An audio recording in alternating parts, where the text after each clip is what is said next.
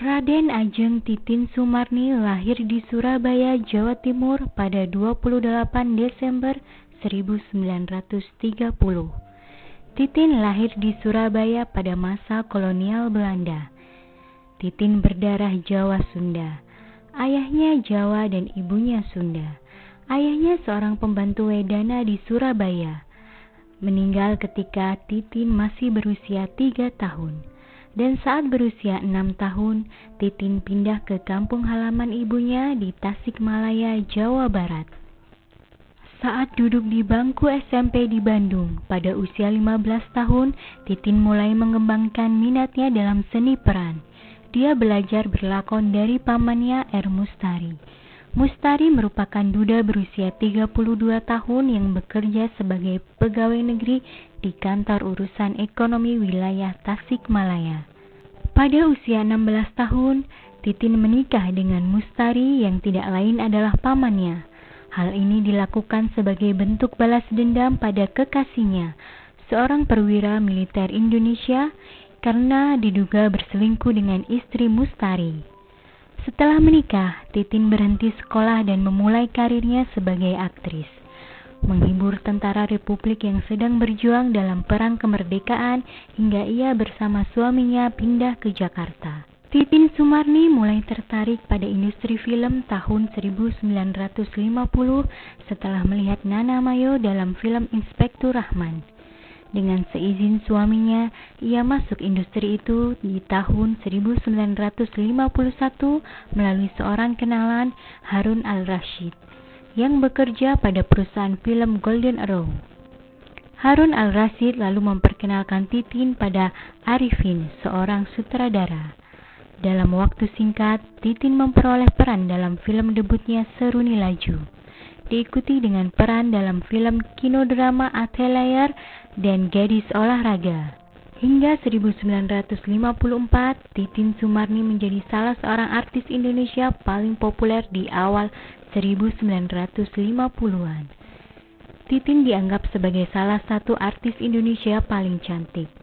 Di dunia film menggambarkan ia sebagai Marilyn Monroe Indonesia. Diberitakan pula bahwa ia menjadi artis favorit Presiden Soekarno.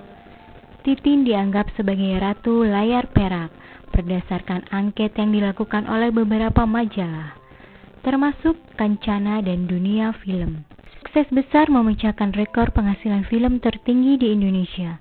Surat-surat dari penggemarnya bertambah dari 20-30 surat per hari menjadi ratusan surat.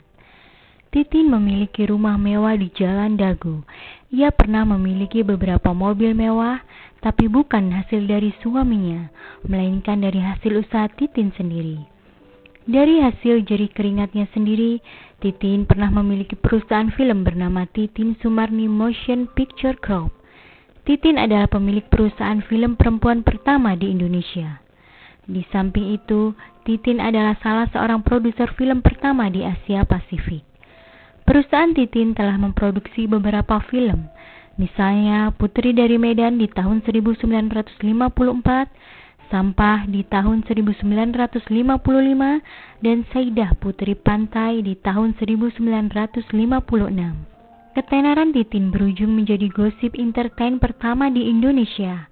Hal inilah yang menyebabkan perkawinan pertamanya dengan Mustari Kandas.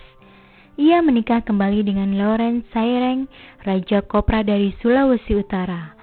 Namun pernikahannya dengan Loren juga kandas. Setelah itu diketahui Titin menikah sebanyak 5 kali, antara lain dengan seorang duta besar Malaysia dan seorang perwira tinggi. Namun perwira tinggi ini tidak mengakui perkawinannya dengan Titin. Jadi secara resmi Titin hanya menikah 4 kali. Namun dari setiap suami, ia mendapatkan seorang anak termasuk dari perwira tinggi ini. Jumlah anak Titin yaitu 5 orang. Karir Titin rupanya tidak bertahan lama, seperti kehidupan rumah tangganya. Film terakhir yang diperankan Titin berjudul Janjiku, yang rilis di tahun 1956. Setelahnya Titin tidak pernah muncul lagi.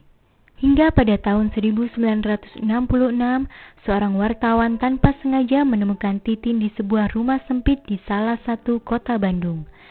Kisahnya pun dituangkan dalam koran Pikiran Rakyat waktu itu. Kondisinya begitu mengenaskan, terbaring sakit dengan tubuh tak berdaya. Titin dirawat oleh seorang wanita yang berprofesi sebagai mucikari. Disebut-sebut bahwa Titin menderita penyakit paru-paru. Namun ada pula yang menyebut jika Titin menderita penyakit organ vital yang sangat akut. Dalam foto yang dimuat di koran-koran, banyak orang yang tidak percaya bahwa wanita tersebut adalah Titin yang dikenal dengan kecantikannya. Titin hidup dengan kelima orang anak laki-lakinya yang mengandalkan belas kasihan orang dan juga sebagian kecil bantuan dari mucikari yang merawatnya. Yang lebih memprihatinkan sejak karirnya meredup, Titin hanya memiliki 4 lembar pakaian yang lusuh. Begitu pula dengan 5 anak laki-lakinya. Berkat bantuan artis lain dan kakeknya, Titin akhirnya bisa dirawat di Rumah Sakit Boromeus, Bandung.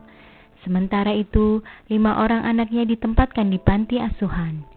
Namun tak lama sejak dirawat di rumah sakit, tepatnya tanggal 15 Mei 1966, Titin menghembuskan nafas terakhirnya di pelukan anak-anaknya.